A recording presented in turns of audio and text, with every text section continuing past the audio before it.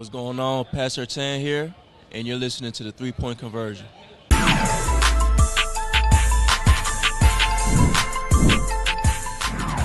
Bigger backs have had more success in the league as of recently, especially guys like Derrick Henry. Do you model your style after him or any other guys that share your same build?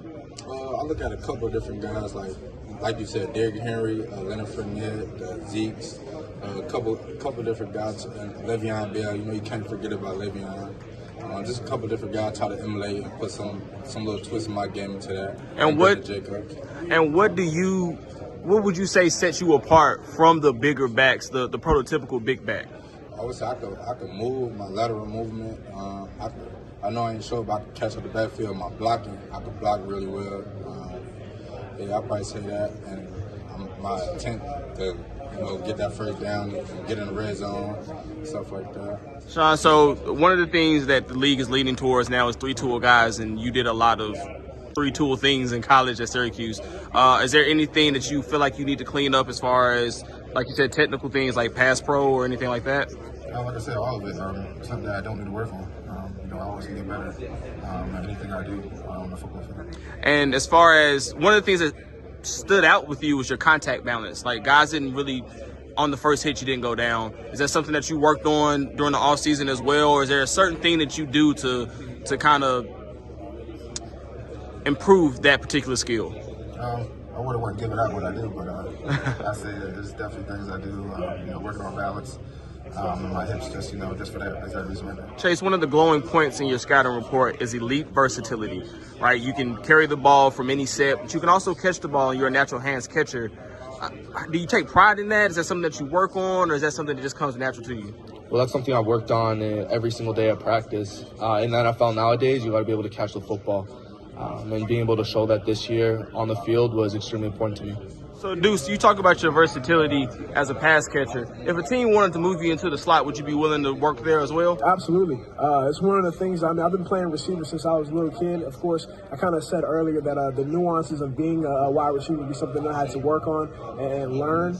But, from just running routes, so the first position I had as a varsity football player whenever I was in high school was a slot receiver. So I would not mind that change at all, man. I love catching the ball. I love running routes. I love everything, all the intricacies that goes into it.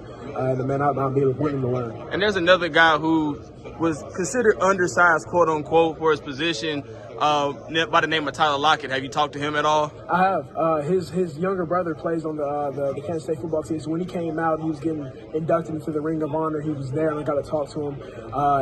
That's somebody that I've looked up to for a very, very long time. He's productive every single year that he's been in the league. And for him to be an undersized guy by standards, but to go out there and play as big as he does every single week and make big plays, man, it's huge. And he's somebody that I definitely look up to. You played in the backfield with Malik.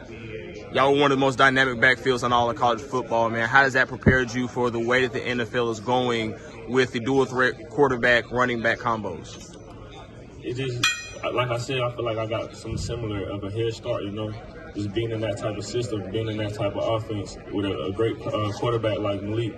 So with that, I feel very blessed. And will you be watching Malik today as he performs on the on-field drills? Oh, yes, sir. If I get a chance, if I'm not busy, I'm most definitely going to catch him. But if not, I'll be watching the highlights later on. And where do you think you'll rank in the 40, man? Like, you think you'd be top 5? Do you think you'd be one of the fastest out there? Most definitely. Appreciate you. Evan, there's a guy with a similar build and a similar play style to you by the name of Isaiah Pacheco that just, had an excellent Super Bowl performance.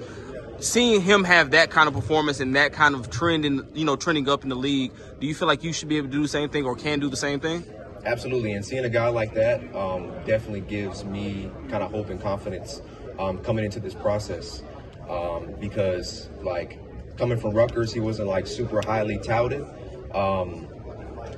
but obviously he showed out at the Combine and did his thing, drafted, I think, 7th round, and just found his way through the roster spots. You know what I'm saying?